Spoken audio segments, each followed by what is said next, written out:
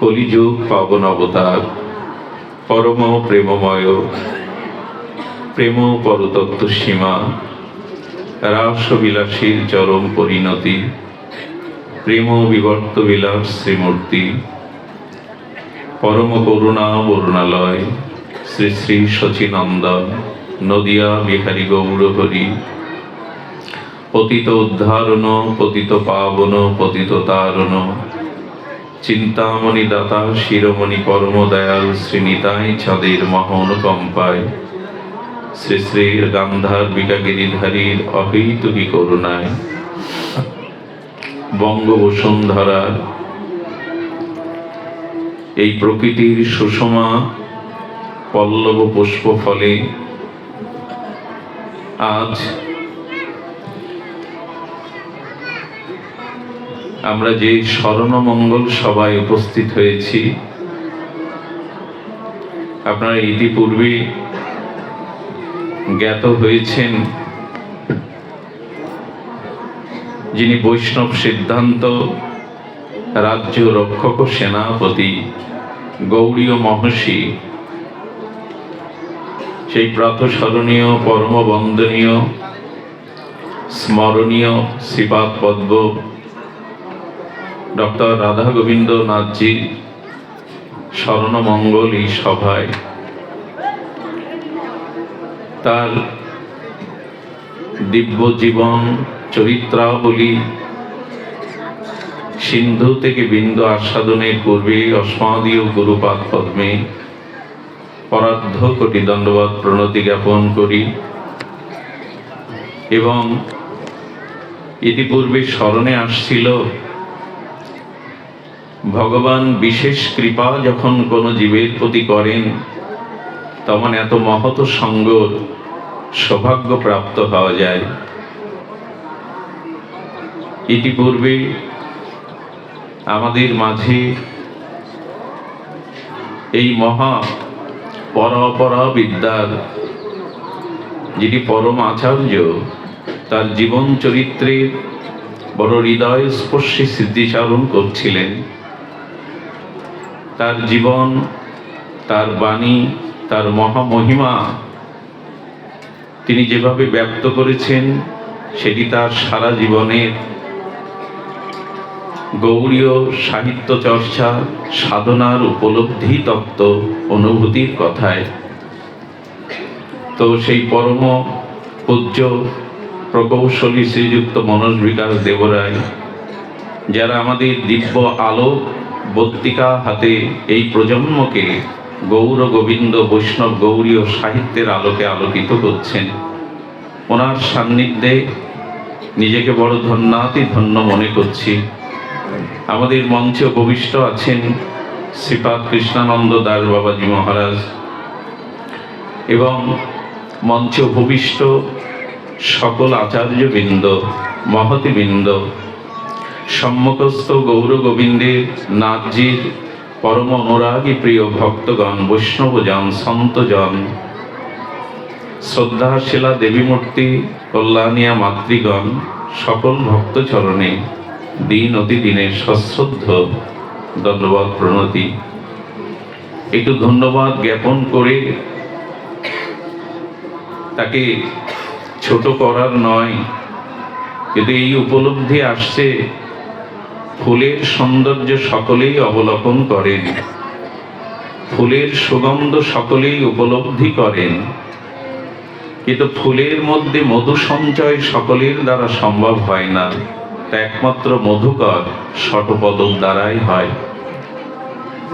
তেমনি প্রাতঃস্মরণীয় পরম বন্দনীয় মহাপ্রভুর প্রিয় পরিকর এ যুগের মহান মহর্ষি ঋষি ডক্টর রাধা গোবিন্দ নাথের তার দিব্য জীবন, তার মহান যে সৃষ্টি, এই গৌড়ীয় বৈষ্ণব ধর্মকে তিনি যে সারা বিশ্বব্যাপী আলোকিত করেছেন মহাপ্রভুর মনোভীষ্ট পূরণ করে, তারই সেই মধুগন্ধ, তার সেই অমৃতকে যিনি মধুকরের ন্যায় ফুলে ফুলে আস্বাদন করে আর বিতরণ করছেন, আস্বাদন দান করছেন আমাদের পরম শ্রদ্ধেয় পরম ভগবৎ উমেশ চন্দ্র মজুমদার মহাশয়, তিনি ফুলের মধুটাকেই আস্বাদন করে দান করছেন। তো এই মহান যজ্ঞের মহা আয়োজনে যারা পুরোধা, যারা সেবক বৃন্দ, তাদেরও চরণে বারবার বহু বহু ধন্যবাদ প্রণতি জ্ঞাপন করি। দেখুন, মহাপ্রভুর প্রিয় পরিকর গৌড়ী আচার্য গোলতিলক ছিল প্রবোধানন্দ সরস্বতী পাদ তার অমর গ্রন্থ চৈতন্য চন্দ্রামৃতে তিনি উল্লেখ করেছেন, আচার্য ধর্মং পরিচর্য বিষ্ণুং বিবশ্চ তীর্থানি বিবশ্চ বেদান বিনানা গৌর প্রিয় পাদ সেবনং বেদাদি দুষ্প্রাপ্য বিদন্তি। বলছেন, যদি কেউ বর্ণাশ্রম ধর্মের যথাযথ প্রতিপালন করেন, কেহ যদি ষোড়শোপচারে ভগবান বিষ্ণুর আরাধনাও করেন, সর্ব বেদান্ত শাস্ত্রের যার পারঙ্গমতাও আছে, বলছেন বিনা গৌর পার্শ্বদগণের চরণ সেবা ব্যতীত তিনি ব্রজের নিকুঞ্জ মন্দিরের প্রেম উপলব্ধি করতে পারবেন না। যতদিন না গৌর প্রিয় পার্শ্বদগণের চরণ সেবায় নিজেকে আত্মনিবেদন না করা যাবে, ততদিন মধুর বিন্দা বিভিন্ন মাধুরী এই উপলব্ধি আমাদের আসবে না। ডক্টর রাধা গোবিন্দ নাথ হলেন মহাপ্রভুর প্রিয় পরিকরগণের মধ্যে অন্যতম এই জন্য বলছি, তার আকাশের অনন্ত বিভু আকাশের তুলনা আকাশকে দিয়েই তো দিতে হয়। অতল স্পর্শে অনন্ত সমুদ্রের তুলনা কি নদী দিয়ে দেওয়া যায়? পুষ্করণী দিয়ে, সরোবর দিয়ে দেওয়া যায়? সাগরের তুলনা তো সাগর। ভাস্কর প্রকাশমান সূর্যের কিরণ বা সেই প্রকাশমান সূর্যকে কি দিয়েই বা দৃষ্টান্ত দেওয়া যায়?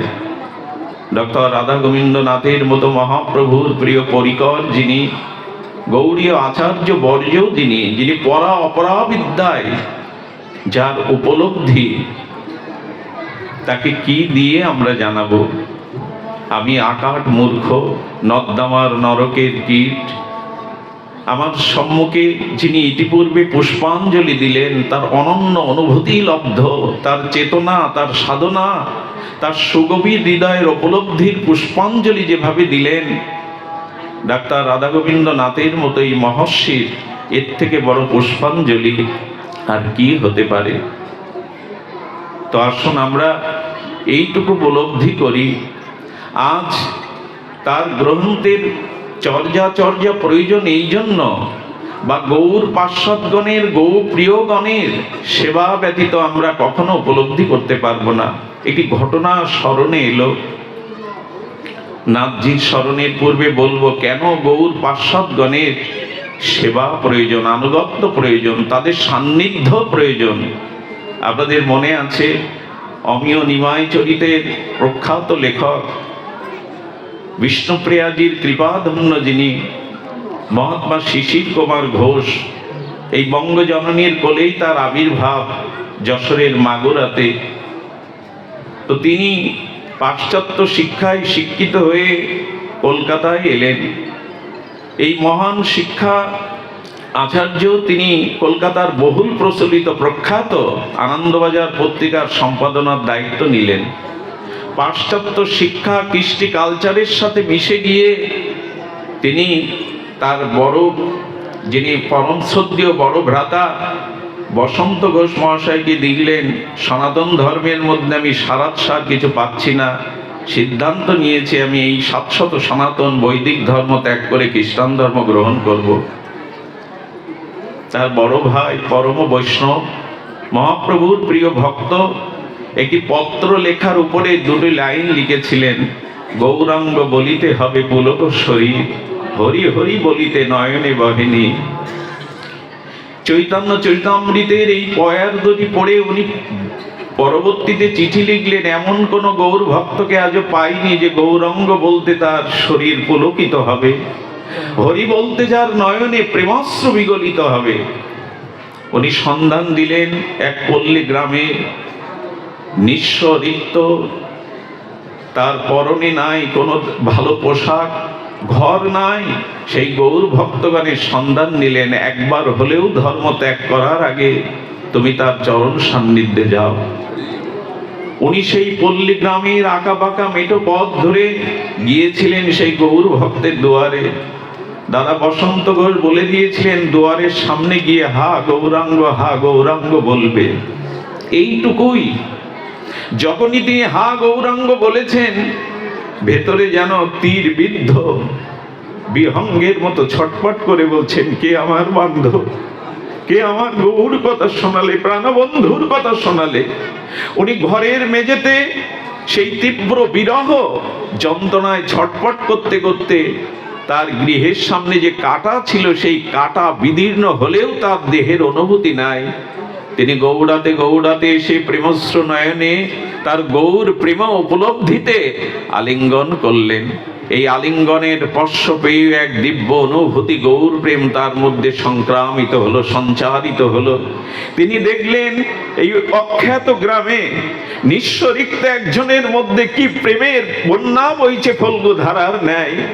নিজেকে ধন্য মনে করে তিনি গৌড়ীয় বৈষ্ণবের দীক্ষা শিক্ষা নিয়ে পরবর্তীতে অমিয় নিমাই চরিতের মতো প্রখ্যাত গ্রন্থ রচনা করে গেলেন। এই জন্য বললেন, বিনা গৌরপ্রিয় পার্শ্বদগণের সেবা ব্যতীত আমরা প্রেম পাব না। আজকে ডক্টর রাধা গোবিন্দনাথের স্মরণ কেন প্রয়োজন? তার জীবন, তার দর্শন, তার গ্রন্থ, তার দিব্য ভাগবতী জীবন কেন আমাদের হৃদয় দিয়ে গ্রহণ করবার, তার আদর্শকে, তার সেই ভাবনাকে, তার দিব্য চরিত্রকে কেন আজ আমাদের হৃদয়ে ধারণ করার প্রয়োজন?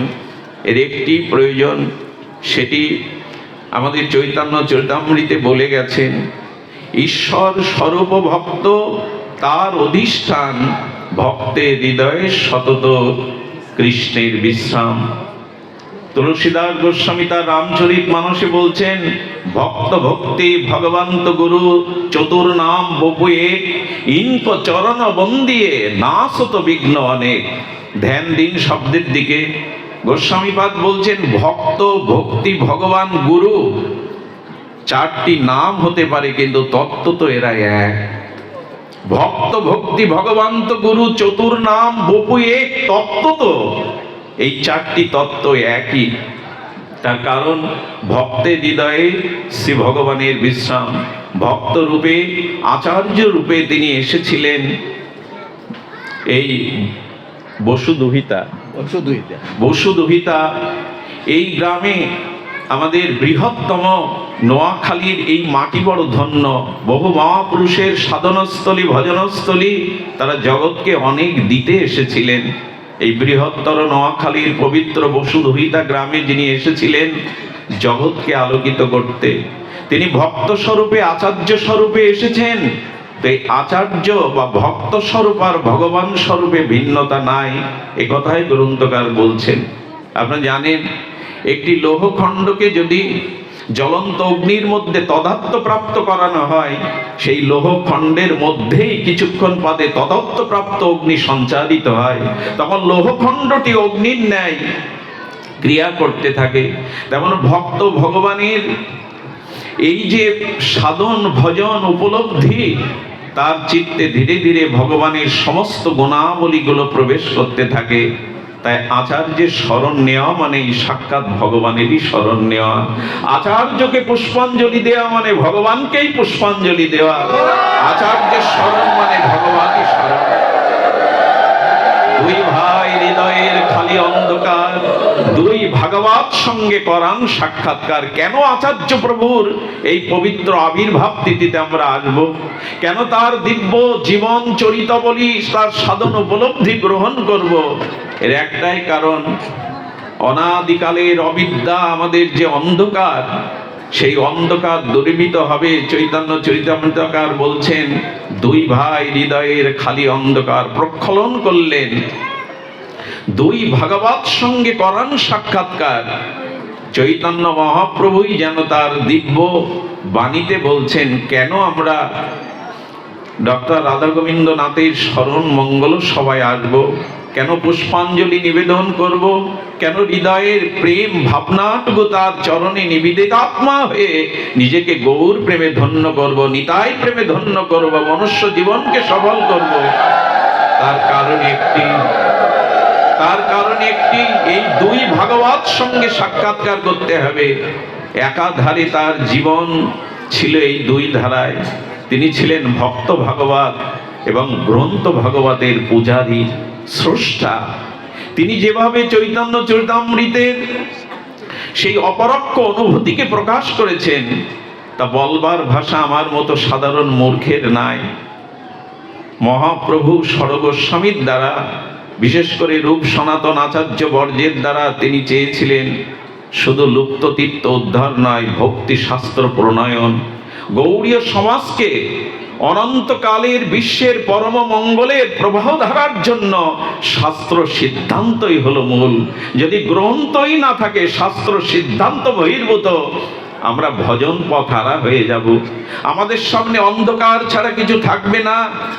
দেখুন, আচার্যগণ গ্রন্থ লিপিবদ্ধ করেছেন নিজেদের প্রচারের জন্য নয়, কারণ শাস্ত্রে কবি দুটি শব্দ দিয়েছেন। দেখুন, যেখানে রবি পৌঁছাতে পারে না, এখানে কবি পৌঁছাতে পারে। রবি মানে স্বয়ং ভাস্কর, সূর্যের কিরণ জ্যোতি যেখানে প্রকাশ পায় না, সেখানে কবি পৌঁছাতে পারে। কারা কবি? প্রাকৃত কবির কথা এখানে বলা হয়নি। অপ্রাকৃত শাস্ত্র অনুসন্ধানে যারা সেই মহান অনন্ত প্রেম সিন্ধু হতে মণিরত্ন দিয়ে তারা জগৎকে আলোকিত করেছেন, তারা সূর্যের আলোকের থেকেও বিকশিত। কবি কারা? আমাদের ছিল কৃষ্ণদ্বৈপায়ন বেদব্যাস, ছিল বাল্মীকি, তুলসীদাস গোস্বামী। এই যে অপরোক্ষ অনুভূতির কবি, তারা কি করেছেন জানেন? একটি সমাজকে, একটি জাতির অন্ধকারকে আলোকিত করে সমাজকে প্রেরণার পথে, প্রগতির পথে, ভক্তির পথে যারা এগিয়ে দিতে পারে, এরাই হলো অপ্রাকৃত কবি। ডাক্তার নাথ ছিলেন তাদের মধ্যে অন্যতম। এবং তার আরেকটি উপাধি বলা যায়, তিনি শুধু কবি ছিলেন না, যেখানে রবি পৌঁছাতে পারে না সেখানে কবি পৌঁছাতে পারে, আর যেখানে কবি পৌঁছাতে পারে না সেখানে অনুভূতি পৌঁছাতে পারে। ওনার লেখনীর মধ্যে পাওয়া যায় অনুভূতি, যেন গৌরকে, যেন প্রেমকে, যেন ভক্তি সিদ্ধান্তকে বাগময়ী মূর্তির দ্বারা উনি জগতে প্রকাশ করেছেন। এই অনন্য অবদানে আমরা এই বঙ্গবাসী ধন্য, আমাদের এই বাংলা ধন্য, বিশ্ব ধন্য যে তাকে আমরা পেয়েছিলাম। কিন্তু দুঃখের বিষয়, মূল্যায়ন করতে পারলাম না। তাকে চেনবার মতো, তাকে ধরবার মতো, তাকে জানবার মতো, তাকে উপলব্ধি করবার মতো আমরা চেষ্টা করলাম না। আজ আচার্য প্রভুর আবির্ভাব তিথি ঈশ্বরের মঙ্গল তিথির ন্যায় পবিত্র। এই তিথি এই বৃহত্তম অঞ্চলে নয়, সারা বাংলাদেশে এভাবে আসা উচিত। কারণ ঈশ্বরের তিথি যেমন পবিত্র, ভক্তগণ মহৎগণের তিথিও তেমনি পবিত্র। জন্মাষ্টমী, রাধাষ্টমী, গৌর আবির্ভাব তিথি, এই তিথির সম আমাদের নাথঝির উৎসব তিথি, জন্মতিথি একাধারে পবিত্র। ভক্ত তিথি ভগবানের তিথির ন্যায় পবিত্র, সাধারণ নয়। তার প্রাকৃত অপ্রাকৃত, পরাবিদ্যা অপরবিদ্যা। আমি দাদাজির একটি গ্রন্থ, স্মারক গ্রন্থ পেয়ে অবাক হয়ে গেছিলাম। আজ এই আসনে আসতে পেরে শ্রী গুরুদেবের অপার করুণা, আপনাদের চরণ আশিস শুভ দৃষ্টি ধন্য মনে করছি। কেন জানেন? যার কথা বলবার জন্য আমাদের এই প্রয়াস, তার সান্নিধ্যে মহাত্মা গান্ধী পর্যন্ত এসেছিলেন, তার সান্নিধ্যে নেতাজি সুভাষ বসু পর্যন্ত এসেছিলেন ভাগবত গঙ্গান্তরীর এই যুগের পরম বেদ বক্তা, সনাতনকে যিনি সারা বিশ্বে প্রচার করেছেন, ডাক্তার প্রাতঃস্মরণীয় পরম বন্দনীয় মহানম্রত ব্রহ্মচারী এসেছিলেন। শরৎচন্দ্র বসু। ভাবা যায় কাকে আমরা পেয়েছিলাম এই বাংলা মায়ের কোলে, এই মাটিকে, বিশ্বকে ধন্য করতে কাকে পেয়েছিলাম? বিশ্ব বরেণ্য যারা, তারা তাকে স্তুতি করেছেন, বন্দনা করেছেন, ধন্যাতি ধন্য করেছেন। চিনতে পারিনি শুধু আমরাই। আজ ভালো লাগছে সেই মহান বৈষ্ণবাচার্য, পরাবিদ্যার যিনি পরম আচার্য বর্য, তার স্মৃতিচারণে আমরা একত্রিত হতে পেরেছি। শুধু ভক্তগণ, এই জন্য আমাদের হৃদয়ের অন্ধকার স্খলন করবার জন্য তার এই দিব্য চৈতন্য যে চরিত তিনি যেভাবে অঙ্কন করেছেন, আচার্য হতে হয়। বৃন্দাবনের রূপ সনাতনের প্রতি ভার পড়েছিল আমাদের এই ভক্তি সিদ্ধান্ত মঞ্জুষা প্রকাশ করবার জন্য। চিন্তা করতে পারেন, কলম নেই, কালি নেই, কিছুই নেই, হঠাৎ করে লীলা মনে পড়েছে রূপ সনাতনের, আর পাতা পুড়িয়ে স্বরের কলম করে তাল পাতায় লিখেছেন। আমাদের আচার্যপাদের জীবনে একটি ঘটনা আমি পড়েছি।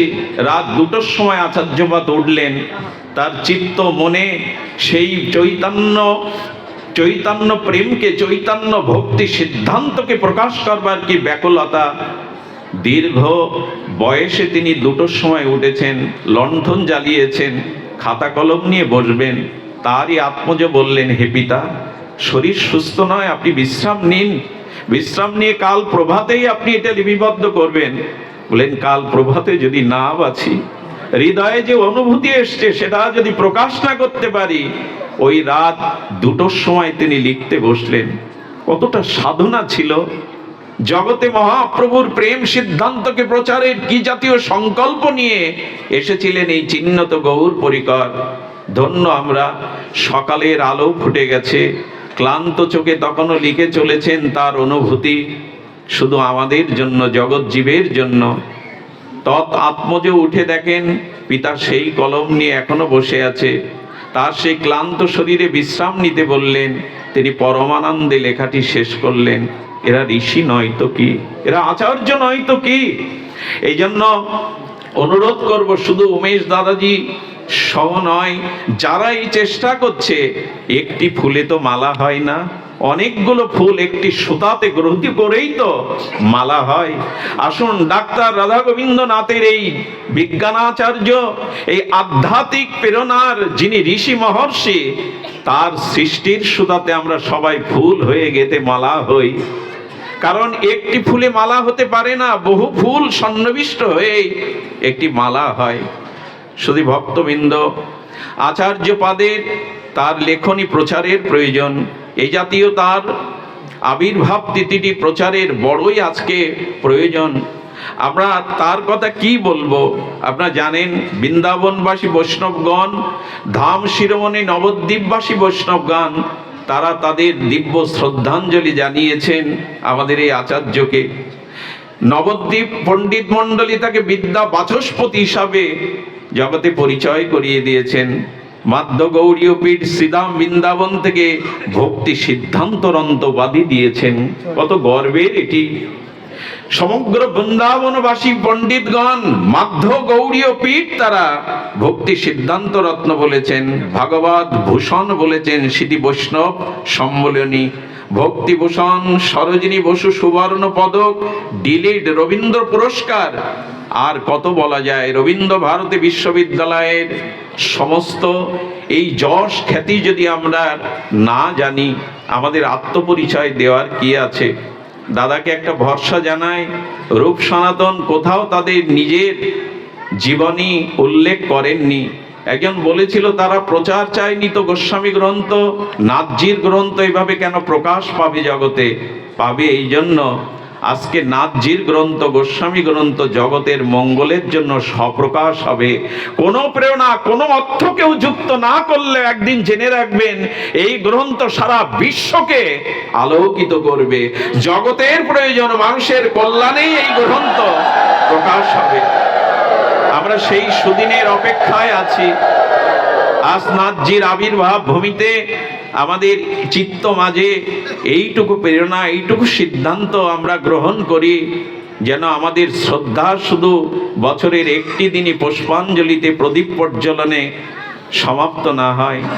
আমরা তার গ্রন্থ চর্চার মধ্যে দিয়ে, তার জীবন দর্শনের মধ্যে দিয়ে যেন আমাদেরকেই ধন্য করতে পারি। কারণ প্রেম প্রয়োজন, আর এই প্রেম সাধু সান্নিধ্য ছাড়া, তার মতো আচার্য বর্যের পাদ সেবা ছাড়া, স্মরণ ছাড়া, মনন ছাড়া, অনুধ্যান ছাড়া আমরা লাভ করতে পারি না। এই জন্য নিবেদন করব যে মহাপ্রভু এই পরিকরগণ আজ জগৎ ভোগবাদ পাশ্চাত্যবাদের দ্বারা ছেয়ে যাচ্ছে। আমার মাঝে মনে হয়েছিল কবে আমি তরুণদের মাঝে দেখব অন্তত সপ্তাহে একটা দিন একটা ব্রত করবে, কবে এই বর্তমান পর্যন্ত একাদশী অন্যান্য ব্রতের না একটি ব্রত করবে। সেই ব্রতের হলো সপ্তাহে একটা দিন তারা তাদের এই যন্ত্রটি অর্থাৎ মোবাইলটি ত্যাগ করে 24 ঘন্টা নাজ্যের গ্রন্থটা হাতে তুলে নেবে। তারা এই ব্রত একাদশী ব্রত, অন্যান্য ব্রত মহান, তবে এই ব্রত কবে? যেদিন আমরা এই যন্ত্রকে ফেলে দিয়ে সপ্তাহে একটা দিনে আমরা নাজ্যের গ্রন্থ চর্চা করব, নাজ্যের জীবন আদর্শকে উল্লেখ করব। শ্রদ্ধেয় উমেশ দাদাজি বলছিলেন তার অন্তরের বড় বেদনা আরতি অনুভব, এই কবে আমাদের প্রজন্ম এই গৌড়ীয় সম্ভারকে তারা গ্রহণ করবে। দেখুন, গ্রন্থ অধ্যয়ন আর ভগবানের দিব্য লীলা শ্রবণ এটি শুধু ভক্তের নয়, ভগবানের কত ব্যাকুলতা দেখুন। আপনাদের মনে আছে মহাপ্রভুর দ্বিতীয় আবেশ কলেবার শ্রীনিবাস আচার্য যবে গেলেন লীলাচলে, দেখলেন সেই আনন্দের হাট ভেঙে গেছে। মহাপ্রভু অপ্রকাটের পরে প্রভু গৌর ভক্তগণ, প্রিয় পার্শ্বদগণ একে একে সবাই অন্তর্ধানে চলে যাচ্ছেন। পাথরের মূর্তির মধ্যে একজন বসে আছেন, গদাধর পণ্ডিত গোস্বামী। মহাপ্রভুর বিদায়ের পর বড় ব্যথায় আতুর হয়ে যেন পাষাণ প্রতিমা হয়ে গেছে, কথা বলে না, আহার করেন না। শ্রীনিবাস আচার্য গিয়ে প্রণত হলেন, সাষ্টাঙ্গে প্রণাম করলেন, কিন্তু জগতের সাথে তার আর যোগ নাই। পরের দিন আবার এলেন, সেবক কানে কানে বললেন, শ্রীনিবাস এসেছে প্রভু, ওকে আশীর্বাদ করুন। শ্রীনিবাস এসেছে, আমি তো তার প্রতীক্ষা করছিলাম। শ্রীনিবাস এসো এসো। এই দেখো, তিনি হস্তলিখিত ভাগবত সামনে প্রকাশ করে বললেন। শ্রীনিবাস আচার্য দেখছে হস্তলিখিত ভাগবতের প্রত্যেকটি অক্ষর কি যেন জল দ্বারা বিধৌত হয়ে গেছে, ভেসে গেছে। জানো শ্রীনিবাস, তোমার মহাপ্রভু প্রতিদিন আসতেন আর এই টোটা গোপীনাথের ফুলকাননের ওপাশে দাঁড়িয়ে মধুর কণ্ঠধ্বনিতে ডাকতেন, গদাধর। সে ডাক আর কেউ ডাকে না, সে ডাক আর শুনতে পায় না। কি করতো জানো? তিনি এসে বলছেন, গদাধর ভাগবত শোনাও। এই দেখো, তোমার প্রভু প্রতিদিন নিত্য ভাগবত শ্রবণের ব্যাকুলতা পিপাসা নিয়ে আসতেন, আর তিনি ভক্ত চরিত্র ভাগবত শ্রবণ করতে করতে তার চোখের জলে হস্তলিখিত ভাগবতের অক্ষরগুলো ভেসে গেছে। এটা মহাপ্রভুর চোখের জলে। আজ গ্রন্থ অধ্যয়ন, গ্রন্থ শ্রবণ, মহাপ্রভু রায় রামানন্দ সংবাদে নিজে গিয়ে জগৎকে জানালেন। আজকের প্রজন্ম আমরা গ্রন্থ স্পর্শ করি না। বড় ব্যথা দুঃখের বিষয় হলো নাথজির গ্রন্থের পরিচয় আজকে আমাদের অনেকের কাছে নাই। এই বৈদিক সনাতন ধর্মের দুয়ারে দুয়ারে যেটুকু গিয়ে উপলব্ধি করেছি, আমরা কি মৃত্যুর ধর্ম গ্রহণ করছি? কারণ মৃত্যুর পরে বুকে তুলে দেওয়া হয় গীতা। জীবদ্দশাতে এই দিব্য বাণী, সার্বভৌম বাণী আমরা কটা মানুষ গ্রহণ করি? মৃত্যুর পরই দেয়া হয় তার প্রয়াত আত্মার কল্যাণে ভাগবত অনুষ্ঠান। জীবদ্দশায় কবে বলবো? একটি ভাবাবেশের কথা মনে আসে। গ্রামে কেউ মারা গেলে শ্মশান যাত্রায় অন্ত্যেষ্টিক্রিয়ায় বৈষ্ণবদের হরিনামের জন্য ডাকা হয়। আমি দেখেছি যখন পেছনে কেউ বলেন বলো হরি, তখন ওই চতুর্দোলাতে অন্ত্যেষ্টিক্রিয়ায় শেষ যাত্রায় যিনি যাচ্ছেন তার মাথাটা নড়ে এবং সে যেন জানিয়ে দেয়, আমার আর বলা হলো না। হরি বলা জন্ম আর পাবো কিনা জানি না। আমার মনে হয় বলো হরিটা এখন কেন বলা হচ্ছে? বলা হচ্ছে এই কারণে, যারা জীবিত আছে, যাদের প্রাণ আছে, তাদেরকে বলা হচ্ছে এই গতি একদিন তোমার আসছে সামনে, আজ অন্তত হরি বলো। মৃত্যুর পরে ভাগবত, মৃত্যুর পরে বলো হরি শব্দ দিয়ে বলা হয়, মৃত্যুর পরে নয়। যারা চেয়ে চেয়ে দেখছো এই অন্তিম পরিণতি, আমাদের জীবনে ধ্রুব সত্য মৃত্যু আসছে, তোমরাও হরি বলো। তাই গ্রন্থ চর্চা, গ্রন্থ অধ্যয়ন না করলে, এই যে ভক্ত ভাগবত এবং গ্রন্থ ভাগবতের আনুগত্য না নিলে হৃদয় প্রক্ষালন হবে না। অনাদিকালের অবিদ্যা কুসংস্কার আমাদের চিত্তকে নির্মল করবে না। তাই অনুরোধ করব, নাথজির এই আচার্যের আজকের এই আবির্ভাব মহোৎসবে আমরা শুধু সংকল্পই যেন এখান থেকে নিয়ে যায় এইটুকু। তার গ্রন্থ, তার জীবন দর্শন আশ্চর্য। তিনি নামনিষ্ঠ ছিলেন, তিনি ছিলেন ভক্তিনিষ্ঠ, গ্রন্থনিষ্ঠ, নামনিষ্ঠ। তার গিরিধারী সেবায় বিগ্রহনিষ্ঠ। একাধারে তিনি গ্রন্থনিষ্ঠ, তিনি নামনিষ্ঠ, তিনি বিগ্রহ সেবানিষ্ঠ। আজকে তিনি আচরণ করে দেখিয়ে গেলেন এই কর্মময় জীবন ব্রতের মধ্যে তিনি বিগ্রহ সেবা ভোলেননি। গিরিধারীর সেবাকে তিনি পরম শ্রদ্ধালু হয়ে করে গেছেন। আজ আমরা কজন মানুষ আর গিরিধারীর চরণে, রাধামাধবের চরণে একটু ফুল তুলসী জানাই? আপনাদের মনে আছে গত কিছুদিন আগেই আমরা অদ্বৈত আচার্য প্রভুর শুক্লা মাঘী সপ্তমী পালন করলাম। ভগবানকে তিনি তো এই অর্চন করে এনেছিলেন চোখের জলে, তুলসী পত্রে চন্দন চর্চিত করে সুরধনী গঙ্গায় ভাসিয়ে। আজ আমরা আরাধনা কই, আমাদের জীবনে উপাসনা কই, আরাধনা কই। আজ নাথজির এই দিব্য জীবনের মাঝে তিনি গিরিধারীর সেবা নিবিষ্ট চিত্ত করেছেন, প্রকৃষ্ট রূপে তিনি বিগ্রহ সেবা করেছেন। আজ আমাদের মাঝে তার চরিত্র, তার দিব্য জীবন ফিরিয়ে আনা দরকার। সেই মহাজনের পথকে অনুসরণ করে চলবার জন্যই আজকের এই প্রদীপ প্রজ্বলন, আজকের এই মহান তিথির এমনি করে অধিবেশন। শুধু এইটুকু একটি দিনের জন্য নয়, যাকে আমরা স্মরণ করতে পারি, মনন করতে পারি। শ্রীমান মহাপ্রভু যে কি দিতে এসেছিলেন, আজও সেই চিন্তা চেতনায় আমরা পুরোপুরি জাগতে পারিনি।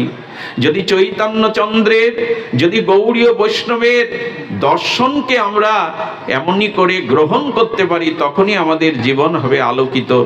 আমি বলবার কোনো ভাষা পাচ্ছি না, আমি এখানে কি বলবো সেই অনুভূতিটাও পাচ্ছি না। কারণ সম্মুখে যারা আছেন, মহাজনরা যা আছেন, তাদের সামনে আলোচনা করার ধৃষ্টতা মাত্র। কিছু জিজ্ঞাসা রাখা যায়, কিছু তাদের কাছে আত্মনিবেদন রাখা যায়, বক্তব্য রাখা যায় না। তবু বলবো, এই অনুষ্ঠান দাদাজি বলেছেন এটি প্রত্যেকেরই দায়িত্ব। প্রত্যেকেই এই দায়িত্ব হৃদয় দিয়ে গ্রহণ করতে হবে, যেন আমরা এগিয়ে যেতে পারি। কিছু বলবার ভাষা নাই, শুধু এইটুকু বলবো, মহাপ্রভুর এই প্রিয় পরিকর, এই আচার্য প্রভু, তারা যুগে যুগে ভগবানেরই অভীষ্ট, মনোভীষ্ট পূরণের জন্য এই জগতে আসেন। তেমনি তিনি এসেছিলেন নাথ যোগীদের জন্য। তিনি ভেবেছিলেন, তিনি তার দন্য প্রধানতা, এটা বিস্ময় প্রকাশ করতে হয়। ডক্টর মহানম্রত ব্রহ্মচারীর আমি লেখনীতে দেখলাম তার দন্যতা, তার দীনতা। আমাদের মধ্যেও মহাপ্রভুর এই আদর্শ নাথজির জীবন চরিতাবলী থেকে যেন আমরা গ্রহণ করতে পারি, তার দিব্য সৃষ্টির চরণামৃত গ্রহণ করে যেন আমরা ধন্যাতি ধন্য হতে পারি। এইটুকু নিবেদন করব, অসমাপ্ত এই কাজটুকু যাতে আমাদের সকলের প্রেরণায়, অনুদানে, আমাদের সকলের সহযোগিতায় তার এই জীবন আলোককে সারা বিশ্বব্যাপী ছড়িয়ে দিতে পারে, তারই উৎসভূমি যাতে এটা হতে পারে, এদিকে লক্ষ্য রেখে আপনাদের সকলের চরণে বিনম্র সশ্রদ্ধ প্রণতি জানিয়ে, আচার্য ব্রহ্মবাদের চরণে ভূ ভূ দণ্ডবাদ প্রণতি জানিয়ে তার কৃপাশীষ সকলের উপরে বর্ষিত হোক, এই প্রার্থনা জ্ঞাপন করে আমি দুটি কথা এখানেই বিশ্রাম রাখছি। জয় শ্রী গুরু প্রেমানন্দে।